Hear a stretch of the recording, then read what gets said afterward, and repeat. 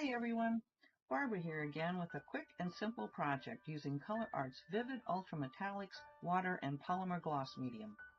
You may have seen the latest craze of acrylic paint pouring where you can get amazing colors and cell formulations. I don't have any of the proper ingredients to make the cells yet, but I wanted to try to see what could be done on a much smaller scale using the 3 ingredients I mentioned. I'm going to make a small acrylic skin to use inside a bezel for a necklace. And by adding various colors, I will not be pouring, but instead I will be dripping the colors onto a craft sheet, and eventually I will be manipulating the colors to give it a marbled effect. I mixed all of the colors off camera using only the vivid, some water, and gloss polymer medium. I used about a 1-to-1 ratio of all 3 ingredients. I began by making a small puddle of the China Black Vivid and continued by dropping each color into the puddle. I am working on such a small scale that only a toothpick was used to pick up the colors and drop each one into the black puddle.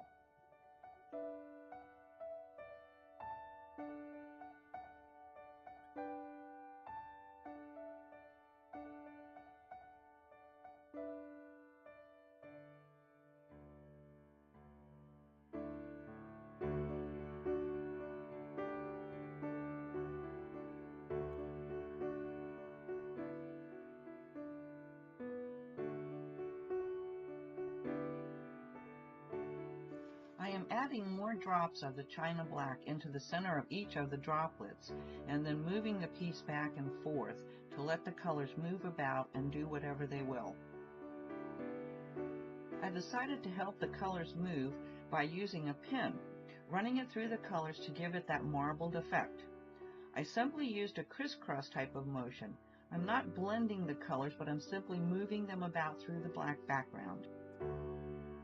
Continue adding droplets of color until you feel like you have enough variation to get a cool effect.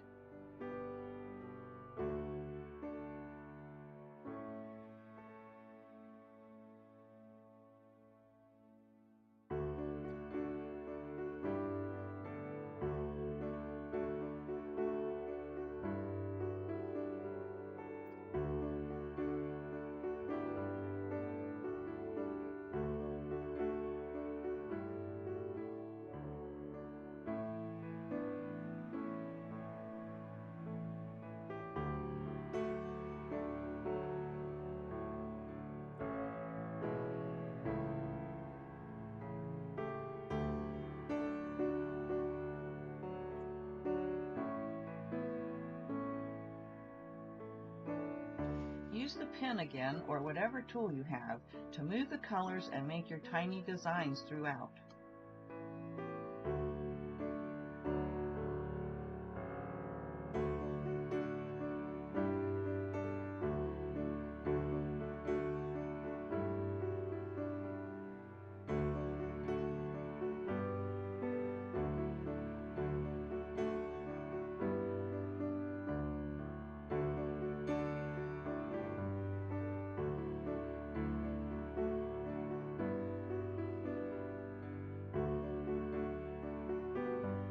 You can also pick the piece up and let it move and flow and blend again like you did before.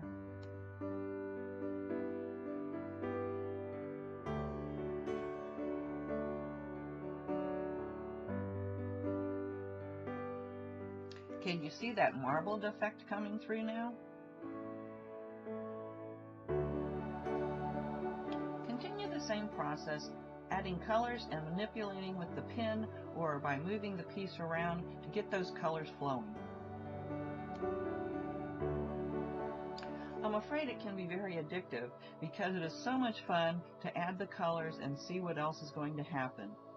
Just remember, no two will ever be alike, and it is always a surprise, and I must say, usually a pleasant surprise. At this point, you can see that my background is quite dark, so I'm concentrating now on these lighter and brighter colors for better contrast. I am really liking these little designs that are being formulated as I run the pen through the colors. I have left my blob of paint to dry overnight. And so now it is time to see if I can peel it off of my craft sheet in one piece. I am carefully removing it because even though I won't be using the whole piece, I will be picking a section that I feel is most interesting to be used in my bezel. That gold is really popping against the black, and I'm not sure the camera is picking it up, but it looks absolutely gorgeous with the tiny bits of pink and blue. Now I'm looking for the most interesting section, and using the bezel as my template, I simply drew around it with a white paint pen.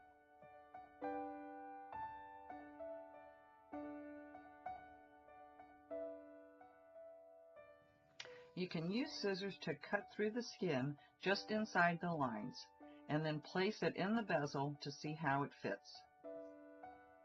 Continue to trim the piece until it does fit inside the bezel.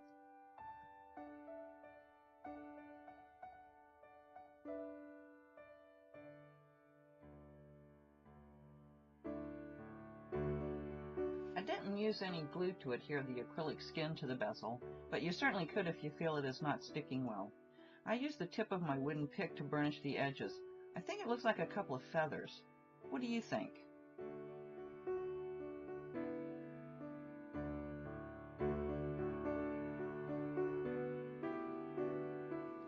If you have a Teflon bone folder, you can get the skin burnished really well without scratching the skin.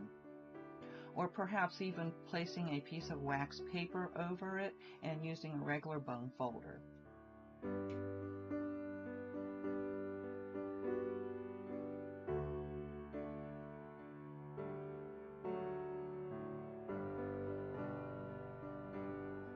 I'm going to mix up some ice resin in a small cup. Just follow the directions on the package. After mixing off camera, I let it sit for a few minutes because it had a lot of air bubbles. Then I poured it into the bezel. This will seal the piece and enhance the colors as well. You only want to mix what you will use because it does not keep. And then you can set it aside and let it dry for 6 or more hours to cure.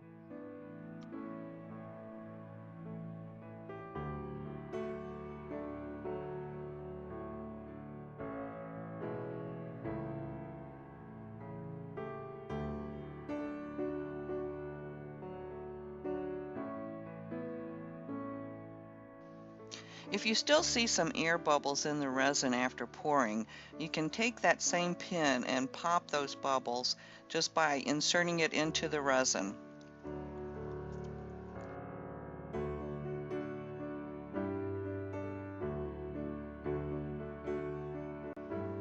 Here are a few more close-ups for you. It was very hard to capture the true depth and beauty of the colors, but I hope you get the idea. If you liked my project today, please give me a thumbs up, and comments are always appreciated.